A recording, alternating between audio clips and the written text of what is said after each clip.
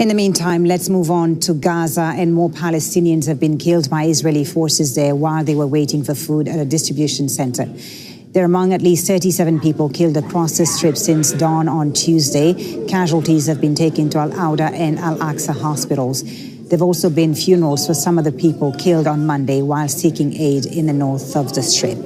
Let's get an update from our Hani Mahmoud, who's in Gaza City for us. So the war in Gaza continues, even as there are other issues unfolding in the region. Bring us up to speed with what's been happening there, Hani.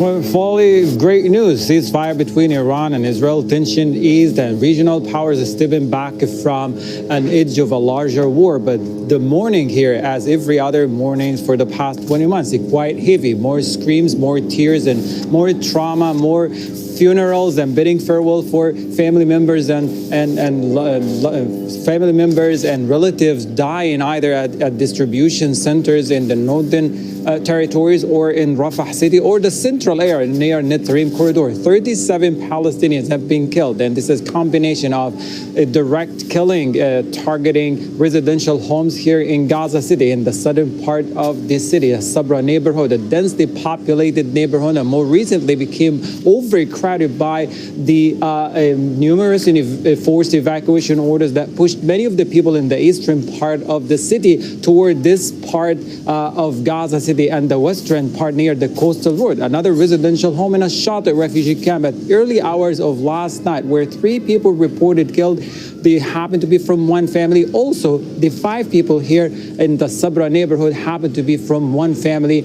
as well. At distribution centers, the Israeli military did not miss an opportunity to kill Palestinians waiting for aid parcels and food parcels and sack of flowers near these areas in Rafah and Netzarim and the northern part of the strip. 30 people is the combined number of people killed while waiting for aid. They were transferred to various health facilities, including a Shifa hospital. The scene as of yesterday, late evening hours, of many of the people who were transferred on animal-drawn carts or inside civilian vehicle, it rushed to a Shifa hospital. The emergency ward turned into a blood path by the large number of injuries whose injuries were very consistent: shot in the back, the lower part of their back, in the back of their heads and the neck, which means following the strategy of shoot to kill. Many of them unfortunately died inside the emergency ward as they were waiting for medical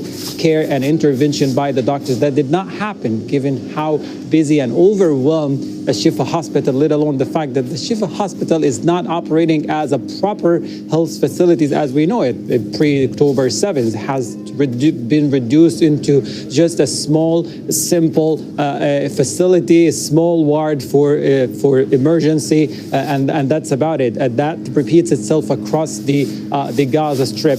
The drones are still buzzing and hovering at a very lower level at the eastern part. We hear often in the past hours more of the home demolition that targeted many of the remaining residential buildings in the areas that turn now into vast fields of rubble that can be easily seen from a distance. We can see this is as part of a long Israeli strategy of making Gaza uninhabitable, because think of it, when this is over, people are going back to nothing. There is nothing to go back to, and it's more of making Gaza as quite uninhabitable as possible.